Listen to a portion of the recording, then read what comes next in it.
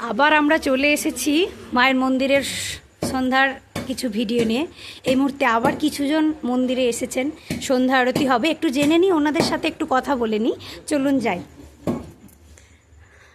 বলুন, আপনারা কোথা থেকে আসছেন? আপনি কোথা থেকে আসছেন? আচ্ছা, মায়ের কাছে কি আসা হয়? হ্যাঁ, আমরা তো প্রতিবারই আসি। এই বছরও সেই মতো এসেছি। আচ্ছা, আমরা থেমে থাকতে পারি না, এই পুজোর জন্য আমরা অপেক্ষা করি। আচ্ছা আচ্ছা, প্রতি বছরই আমরা আসি, এখানে ভোগ হয়, ভোগ করি, গ্রহণ করে আমরা তারপরে বাড়ি যাই। আচ্ছা আচ্ছা, খুব সমাগমেই চলে এই পুজো। একটু মায়ের সম্পর্কে বলুন। অশেষ করুণা। আমি থাকি আসামে, কিন্তু পুজোর সময় এখানে চলে আসি।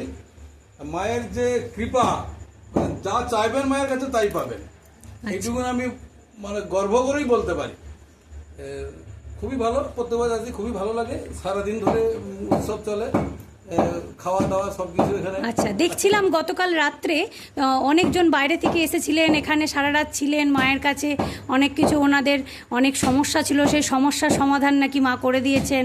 তো আপনাদেরও এরকম কোনো অভিজ্ঞতা আছে? বহু অভিজ্ঞতা আছে। আচ্ছা, মানে ছোটবেলায় যখন ছিলাম, আমার তখন দাদু, বাবা, মা সবাই বেঁচে ছিলেন। আচ্ছা, দাদু শয্যাশায়ী হয়ে পড়েছিলেন, এমন সময়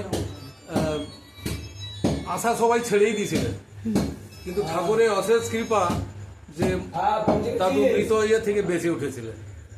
এইসব জিনিসগুলো মানে কল্পনা করা যায় না। মায়ের যে এত কৃপা মানে ভাবা যায় না। আচ্ছা, মায়ের কাছে না আসলে এটা ঠিক বোঝানো যাবে না। আচ্ছা, সেটাই, মায়ের কাছে আসতে হবে, মাকে ভালোবাসতে হবে, তাই সবাইকে আসতে হবে। এইদিকে একটু চলে যাই, আরো কয়েকজন আছে। কাকিমা, আপনি কোথা থেকে আসছেন? আসাম থেকে এসেছি। আচ্ছা আচ্ছা আচ্ছা, আপনি একটু বলুন। এখানে শ্বশুর বাড়ি। শ্বশুর ঘর এখানে।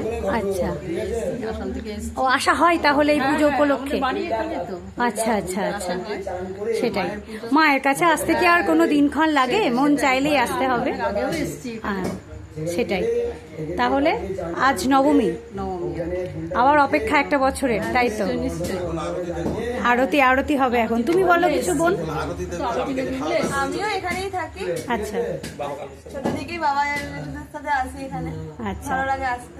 সেটাই, ছোট থেকে বড় হয়ে গেলে মায়ের টান ছাড়া গেল না, তাই তো? চলো তাহলে এখন আরতির অপেক্ষায় আমরা। আবার একটা বছরের অপেক্ষা। আরাধনা তো প্রতিদিনই হয়, কিন্তু এই বার্ষিক দুর্গাপুজোর জন্য অপেক্ষা করতে হবে আমাদের, নাকি? সবাই মিলে একবার জয় মা বলে দাও। জয় মা বাসন্তী মা।